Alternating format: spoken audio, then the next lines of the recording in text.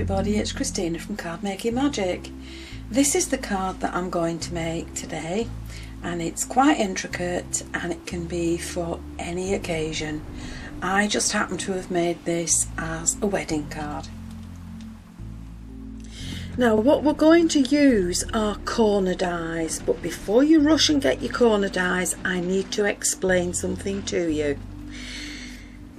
These dies are different, they work in different ways. If you come in very close around this one, which is the filigree corners, this one has a solid edge all around the die, and this one doesn't. This one has a broken edge. Now the difference between those two dies is that one will cut the shape out of your card completely and the other one won't. It will leave it in the card for you to use, and it's this set that don't do the cutting out completely that we're going to use, and this one is called Decorative Blossom Corner. Now to get the size for your die, you're going to measure across the width of the die, and it's 5.5 inches. Now I've allowed 1/2 inch on each side for the fold in the card. So if that is 5.5, then you're going to need 6.5 on that card. So lay your A4 sheet of card down and roughly find where the middle is. Now this is just scrap paper, so the middle is round about there. Now if you look at the edges on the die, you're going to place those so that they're just on that halfway line, and then if you take that die in place and run it through your die cutting machine, you'll get the shape, the cutout in your card. Now it's a bit of a pain to cut. You may need to do it, you may need to pass it through your machine 2 or 3 times, and you may even need to shim it, but cut that out first, and you're going to do this twice. Now once you've got your die taped in place, this is where the card is going to fold, and you know that you need 6.5 inches. So this is going to be, I'm going to turn it round, this is going to be 1/2 inch from one side, and it's going to be 1/2 inch on the other side. So once you've established that, you can cut your card down so that it's easier for you to manage.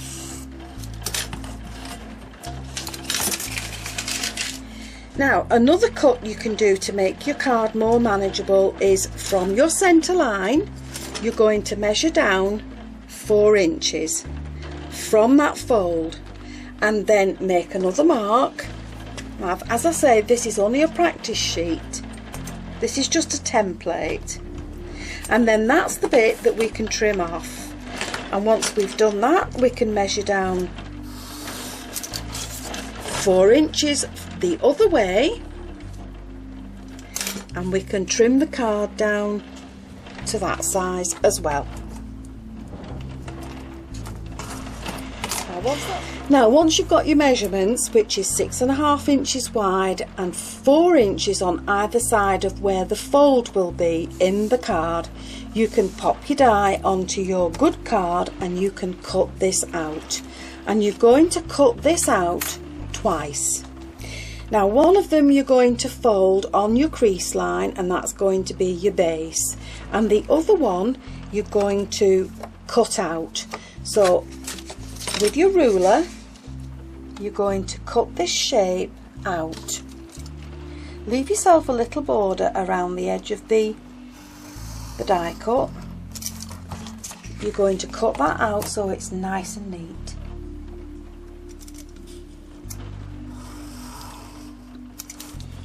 So we've removed that from the card. We're also going to keep this back piece, so we're just going to trim this out of the card. So we now have the two separate pieces from this, and we have our base as well. So once you've separated this part from your card, you should have two pieces left. Keep them both because you're going to need them. Now this is the piece that we're going to work on first. Now this is my spray booth, and this is just an old cardboard box that's been cut down with a piece of copier paper in the bottom. So I'm going to lay my die cut onto my copier paper, and I'm going to spray it with stick and stay or any adhesive that you have. So we're just going to give that a quick spray, and then what I'm going to do is cover it with the glitter. So I'm just going to sprinkle my glitter on, and then once I've done that I can shake off the excess, and leave that to dry. That's then ready for going on the card. So just going to leave that to dry for a little while. So from the same set I've used the smaller die, and I've cut myself a shape, and I have glittered that in the same way I've just done this one. So these are the foundation that I'm going to work with. We'll go on to the next bit now. Now we're going to cover this part of the card, and we're going to use the bottom part of the second die cut. We've just glittered one part, now we're going to take this. So if you pop this back on your card so that it leaves just a small border around there, and then if you, I can't pick it up, if you turn that over, you can make some pencil marks along here, and then you're going to cut that out so that you know it will fit the front of your card properly, and you're just going to trim these little bits off. Now once you've sorted that piece out, that's going to sit along there, and it's got just a small border around the edge. Now the other piece that came from the card is going to sit on what will be the back of the card. So we need to do the same thing. We need to place it where we want it on the card. We're going to make a small border, pencil border around the edge, so we know where we're going to cut it, and then we're going to cut this, trim this off so that this also sits on the card and leaves just a small border around the edge. So now, having trimmed the pieces that will sit on the back and on the front, I'm now going to emboss both of these pieces of card. Now with some dry clear glue, I'm going to glue the glittered one in place directly on top of the one that's in the card base, and that will give it more strength, and it needs to be spot on. That will give it more strength, and that's the central focal point to your card. Now once you've done that, take your diamond shaped piece, and with some foam tape I'm going to add that to the front of the card, and the other one, again with foam pads, is going to sit on what will be the back of the card. So there's my base card with the panels stuck on the back and the front. Now the other piece, the smaller shape from the corners that you cut and glittered, is going to be added to the back of the card. So I'm just putting some glue along the two straight edges, and that's going to sit low down in the corner along there, and then from your die cuts or a punch or whatever you have, you're going to take just one small label shape, and that's going to sit in the pocket, and it will sit so that it doesn't interfere with the card. And that little tag you can add your name to or any greeting to, and pop it into the frame at the back. So now let's work on the front.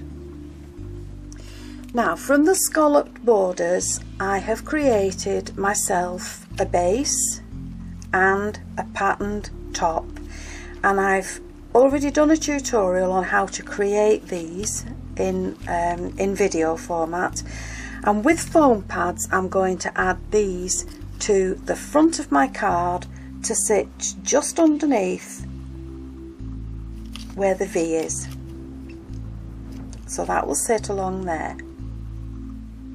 I have stamped and embossed a sentiment. I've die cut it and added it to a little bit of glitter card, and I'm just going to add that along there. Now the next thing I want to do is add in my flowers. On this card I just kept the theme to white, but for this one I'm going to use some lilac or any colour that would fit the wedding that you were making it for. I've also created a little pearl embellishment, and I'm just going to pop my flowers along the bottom, along here, and I'm going to put those in place with a hot glue gun. Now once I've got my flowers in, I'm going to add in some pearls, and I want them just in the centre of the displays that have been glittered. So I'm popping one there and one on the back, and then I think I'll add some pearls along here, and I shall just do every other one because they've got little flowers around the edge, so I shall put one over one flower and miss one and pop them around the edge. So I've added in some flowers and I've glittered the flowers, I've added in a ribbon, and I've put a little embellishment to cover the knot. So that's the card now ready to be sent. So don't forget to finish the back of your card off. It gives it strength, it makes it look pretty, and there's a little tag in there for a signature. So there you have two very pretty cards, two different colour themes, but they could be for any occasion.